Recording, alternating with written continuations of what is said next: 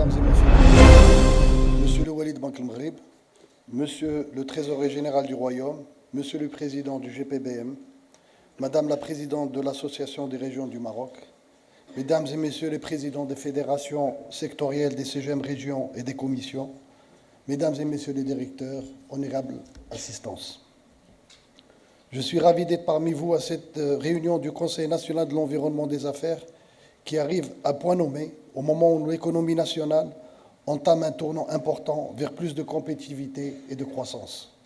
Je suis d'autant plus heureux de voir la forte présence des acteurs publics et privés à cette conférence, dont le format atteste de cette volonté partagée et de consolider davantage le partenariat public-privé autour de principes forts comme le pragmatisme, l'inclusion, le partage et la concertation, mais aussi la volonté de délivrer des résultats et de traduire sur le terrain les réformes entreprises. Monsieur le chef de gouvernement, sachez que vous pouvez compter sur le secteur privé à travers la CGM en tant que partenaire engagé, franc, sincère et constructif au service du développement socio-économique de notre pays. Un développement qui ne pourra se faire sans un environnement des affaires sain, fluide et favorable à l'entrepreneuriat et l'investissement, d'où notre réunion d'aujourd'hui. Dans ce sens, la Confédération se réjouit des avancées réalisées sur la loi cadre formant charte de l'investissement, conçue sous haute instruction de Sa Majesté le Roi, que Dieu l'assiste, et promulguée le 6 décembre 2022, ainsi que l'adoption par le Conseil du gouvernement le 26 janvier dernier du décret relatif à la mise en œuvre du dispositif de soutien principal à l'investissement et du dispositif de soutien spécifique applicable aux projets d'investissement à caractère stratégique. Nous avons eu le plaisir d'accueillir il y a quelques semaines à la CGM M. Mohsin Jaouzouli et ses équipes pour une présentation détaillée du dispositif et des critères d'éligibilité. Et nous avons pu constater l'objectivité et la transparence avec laquelle le dispositif incitatif a été conçu. Désormais opérationnel, ce dispositif permettra sans aucun doute de libérer les énergies pour atteindre les 2 tiers d'investissement privé et 1 tiers d'investissement public à l'horizon 2035. J'espère bien 2026, pourquoi pas.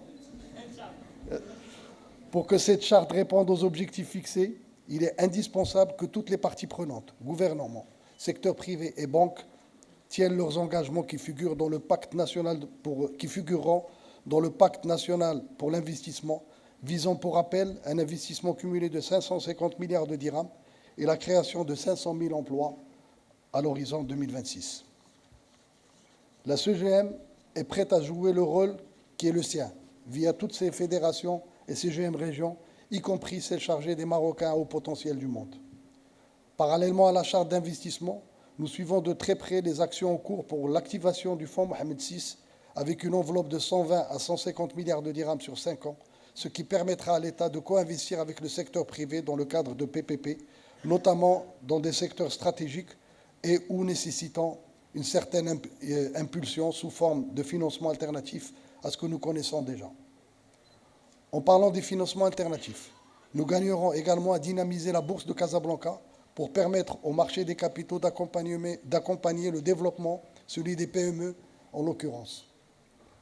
L'ensemble de ces initiatives viendront soutenir le développement du Made in Morocco et accroître les efforts des opérateurs en matière d'intégration locale en phase avec les orientations stratégiques pour assurer la souveraineté hydrique, énergétique, alimentaire et sanitaire du pays.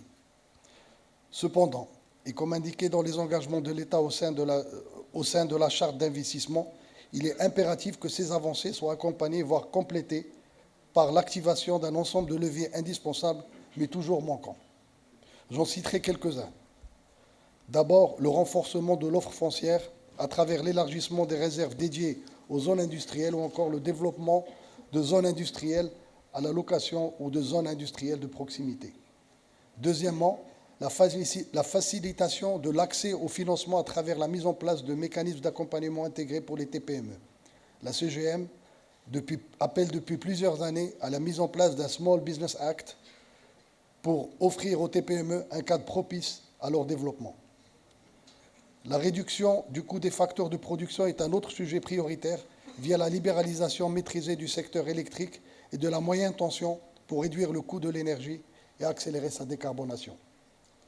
Par ailleurs, les procédures administratives étant la première étape du parcours de l'entrepreneur, leur simplification et digitalisation n'est plus un luxe, mais un enjeu de taille.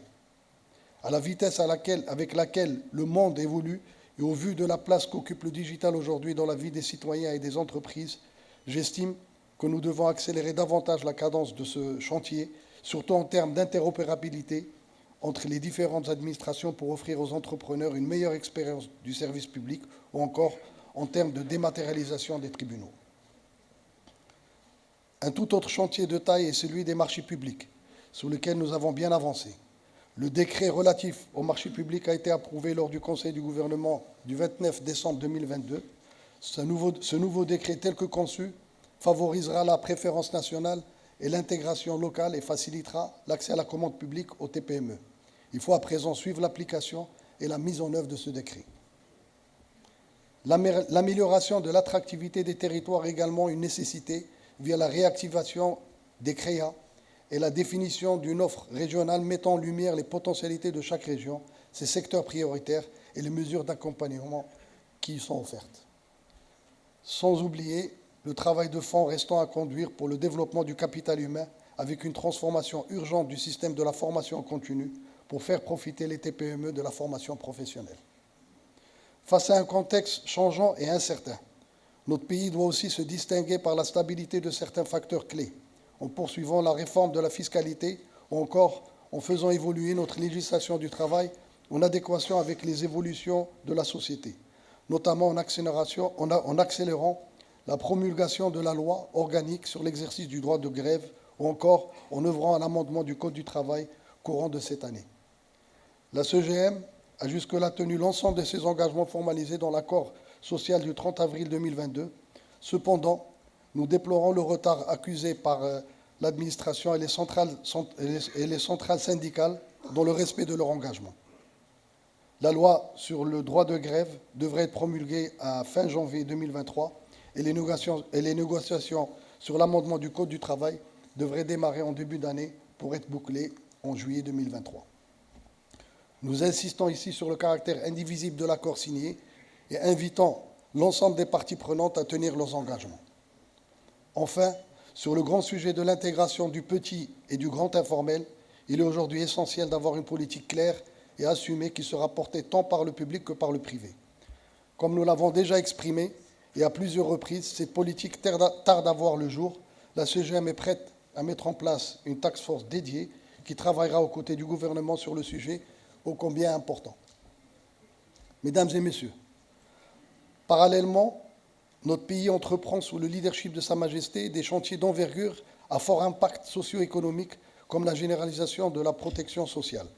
Afin de financer ces projets structurants, il est d'autant plus nécessaire de créer plus de richesses à travers une activité économique dynamique, résiliente et construite sur des fondamentaux solides. Cela n'est possible qu'à travers un tissu entrepreneurial en bonne santé, en confiance et un environnement des affaires où la TPME, véritable colonne vertébrale de notre économie, a les moyens de se développer. Alors que nous légiférons encore au Maroc pour que l'acte d'entreprendre ne soit plus un parcours du combattant, certains secteurs stratégiques, comme celui de la tech, par exemple, qui pâtit en raison d'une réglementation lourde, un travail de fond doit également être mené pour instaurer un modèle plus ouvert et plus flexible en matière de réglementation en particulier. Mesdames et messieurs, je pense que vous serez tous d'accord avec moi que l'avenir se joue maintenant. À la lumière des mutations économiques en cours, de véritables opportunités s'offrent à nous pour faire grandir notre économie, booster la compétitivité de notre industrie et jouer dans la cour des grands. Monsieur le ministre Jazouli avait dit il y a quelques semaines que le Maroc commençait à biper dans les radars, et je le confirme. Nous le voyons et l'entendons tous les jours à la CGM de la part de chefs d'entreprise internationaux de plus en plus intéressés par le Royaume pour établir leur business. Pour vous dire que la dynamique est réellement en marche. Le diagnostic a été fait, la stratégie a été réalisée, les axes prioritaires ont été définis. Il ne reste plus qu'à déployer pour saisir pleinement le momentum et positionner le Maroc comme un choix naturel et une destination de choix pour les investisseurs. Merci pour votre écoute.